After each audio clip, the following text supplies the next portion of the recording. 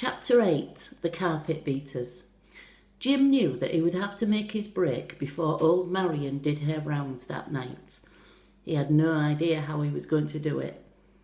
At supper time he stuffed his cheese in his pocket and Tip passed his own share along to him. At the end of the meal Mr. Sissons stood up. All the shuffling and whispering stopped.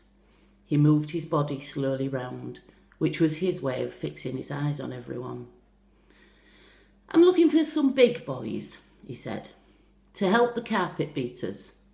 He waited in the silence, but nobody moved. "Just as I'd expect, a rush to help when there's sickness in the wards." A cold sigh seemed to ripple through the room. Mr. Sisson laughed. "It might be cholera, my dears, that's what I hear. I've got 2,000 mouths to feed here, and someone has to earn the money, cholera or not. Someone has to buy the medicines, someone has to pay for the burials." He moved his body round in its slow, watchful circle again. "Plenty of big, strong boys here, eating every crumb I give them, and never a word of thanks." He stepped down and walked along the rows, cuffing boys on the back of their heads as he passed. "I want you all up in the women's wards straight after supper, and don't you come down again till all the carpets are done." "What's carpets?" asked Jim. "Dunno," Tip whispered. "They come from the rich houses, and the women here beat them, and then they send them home." "I'm going with them," Jim said suddenly. "A daft boy you are," said Tip. "You coming or not?" Jim darted off after the big boys, and Tip ran after him. They were taken into one of the infirmary wards. As soon as he saw the people in their beds, Jim thought about his mother. Was this the room she'd been taken into when she arrived? He wondered whether anyone would have remembered her, whether anyone had spoken to her. The air was thick with dust. Lines had been strung from one end of the ward to the other, and carpets flung across them. Women and big boys were hitting the carpets with flattened sticks, and at every stroke the dust shivered in the air like clouds of flies.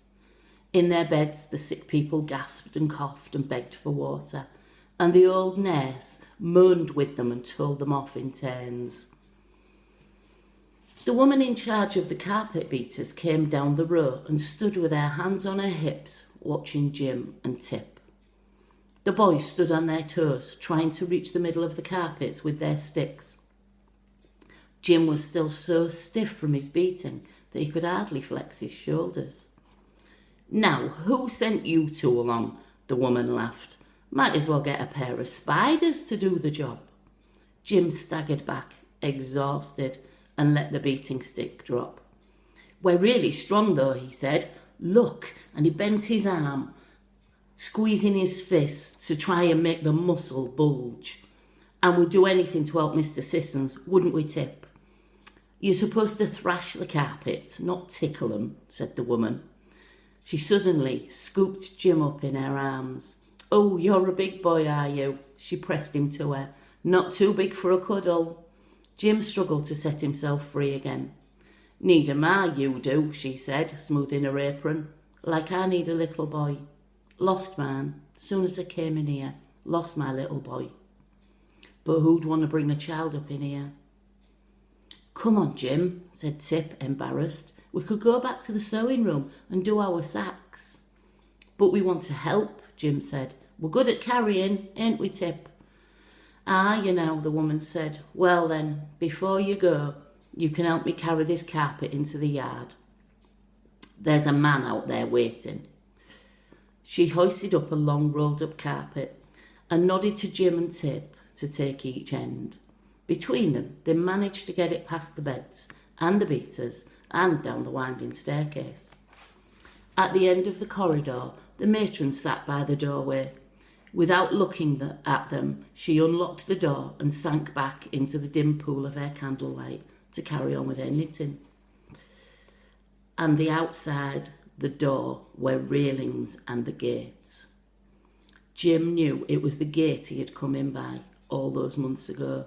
He could smell air, miles and miles of air. He could hear voices of ordinary people in the street outside.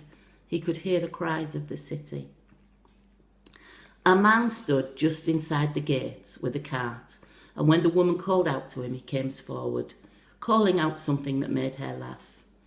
"Now you can run back in, boys," the woman said, pushing her hair under her cap. "And straight back to your sack-making, mind. No more carpet beating for you little spiders till you're twice your size. Don't you think, Thomas?" Her voice was light and laughing, but the boys could see by the way she turned her smiling face towards the man that he was a friend of hers, and that she was far more interested in him than she was of them. When she followed him into the shadows under the wall, they knew she had forgotten all about them. And Jim's wild thing was thudding in his chest. "Tip," he whispered. There was the gate wide open with a cart halfway inside it. There was the road and the gleam of lampposts and the clopping of horses' hooves. He felt a rearing of fear inside him. This was the moment. He felt for his friend's hand and gripped it tight. I daren't, Tip whispered back.